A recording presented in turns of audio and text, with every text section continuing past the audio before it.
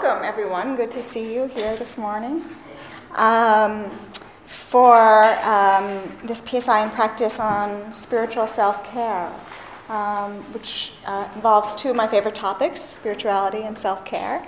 There are also topics I think that are generating increasing interest among people, so I'm glad to be part of the larger conversation, and I'm glad to have you all here participating in the larger conversation as well. There is some conceptual material here that I'm just going to breeze through. It'll be like a high-speed tour. As a starting point, we don't need to get too philosophical on this. What exactly is self-care? Hi, welcome.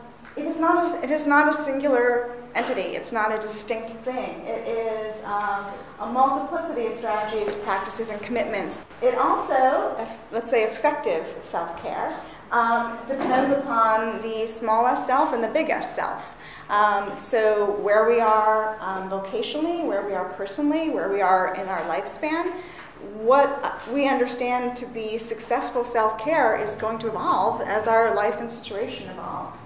So this is going to be sort of a scattershot overview of that. Why practice self-care ourselves? A lot of you are working with really challenging populations. Some of you are working in hospice or terminal settings where the outcome is already established and foreordained, and there's a real process of reconciliation that goes on around that. Especially in trauma work, someone mentioned, I think there's greater and greater appreciation of the need for people to tap into spiritual and religious resources when working with trauma survivors. I think there needs to be a concomitant understanding that the practitioners themselves need to actively be encouraged to tap into those religious and spiritual resources, especially when dealing with trauma survivors, grief and loss. So I get a little uncomfortable talking about self-care as something we can do so we can better serve others, because that feels like too instrumental to me and sort of a missing of the foundational point, which is that it's good we are all here. It's good that we all are. And my concern about talking about self-care as bullet points, like how are you doing on 12 out of 12, is that it's more busyness and doing, and less being and receiving. And I think a large part of spiritual self-care is being in a more receptive, accepting space. So that said, there is positive modeling. Like if we're taking care of ourselves, our families are likely to notice, our friends are likely to notice, our clients are likely to notice, and hopefully that will inspire them to do the same. So there is the benefit of positive modeling. Also, I think the value of good stewardship, that we are stewards of our gifts and talents. Burnout is a very real risk, and it is, I'm trying to think of a word that is not this, but I'm going to use it anyway.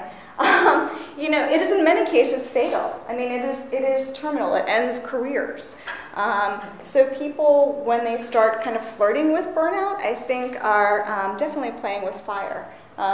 You don't really come back from burnout. So it's something that we need to take seriously, that we need to understand as a kind of imperative. The idea of ongoing self-care as making our activity both sustainable, sustained, and sustaining, I think is really significant. We really want to hit the trifecta there. It's also part of intentional living, setting the intention about how we want to be in the world, who we want to be in the world. And I think for some people who are more comfortable with religious language, there's a sense of sacred obligation and duty around it. This is a quote from Jack Kornfield, who's a Buddhist teacher. And he says, if your compassion does not include yourself, it is incomplete.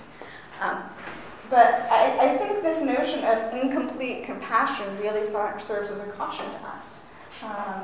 It doesn't make sense to talk about compassion, asterisk excluding myself. When is self-care spiritual? As Kathleen mentions, I was in a dual degree program, one at the School of Social Work and one at the Divinity School. And the School of Social Work did not offer a single self-care class. And in fact, when we got our convocation, we had our speaker who talked about how the process of going through the social work program was going to make us more selfless, more giving, and there's more. And it was convocation, the classes hadn't even started, and I was already exhausted. And I already had this tremendous sense of inadequacy. And I also thought, does she not understand who comes to social work school? So getting back to when is self-care appropriate, we really need to correct for our own problems and not for other people's problems. We have a tendency to correct for other people's problems in our own lives. The exposure that I got to in divinity school was a 1-credit supplemental class that you could take on top of everything you did otherwise, in terms of your academic burden. And I remember my advisor saying, I don't want the self-care class to be the thing that pushes you over the edge. And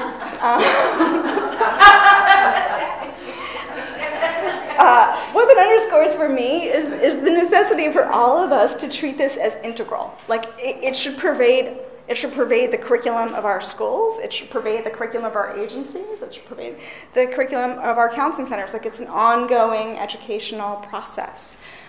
These are skill sets that we will develop over time if we are going to be taking it seriously.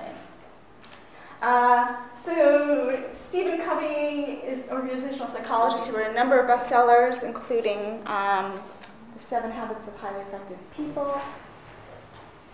So he talks about really there being these quadrants of renewal, these processes of renewal. Physical, mental, social, emotional, and spiritual. So physical, we get a lot of messages about making sure we get adequate sleep, making sure we have nutritious meals, making sure we have time for rest and renewal. And those are important messages. Mental, that we don't push ourselves beyond our limits, that we're not sort of mentally fogged, that we take time to learn, that we use our mind in novel and expansive ways. Social and emotional is really about kind of us in our relational contexts and how we feel in relation to ourselves and the world. And then spiritual, which I put an asterisk because I feel like sometimes spiritual self-care gets treated as the not otherwise specified of self-care, right? Anything that's not physical, mental, emotional, or spiritual, or social or emotional is probably spiritual. So it's kind of like this catch-all basket for things that we are not doing elsewhere otherwise. I think we can have a probably fuller understanding of that. The one thing that I do want to just emphasize here is that spiritual care is not a contradiction in terms. I think unfortunately, a lot of faith communities still, and in a lot of settings or organizations that are exceedingly mission-driven, the idea is that if you were sufficiently spiritual, you would not have any sense of self, and therefore you would not have any obligation to practice self-care because you would be so totally in service to the cause that your needs would somehow magically dissipate. That is... I'm going to use religious language here, that's false witness. That's absolutely untrue. The book of Leviticus tells us in the Hebrew scriptures, you shall love your neighbor as yourself. One minister I used to work with said, this is actually a command that people to follow, and they love their neighbor every bit as badly as they love themselves. So really understanding the full mutuality of that, of loving our neighbors as ourselves, as a divine commandment, I think will help us to take it more seriously. So the holistic model of spirituality in Kanda and Furman, the understanding that Kanda and Furman have is that spirituality is both at the center of the person and also the totality and wholeness of the person. And that the spiritual domain is really what connects the center of the person with the totality and wholeness of the person. And the wholeness of the person puts us in relation to others and to the larger world. I like that kind of dual attention of center, wholeness, because I think it gives us a wider perspective.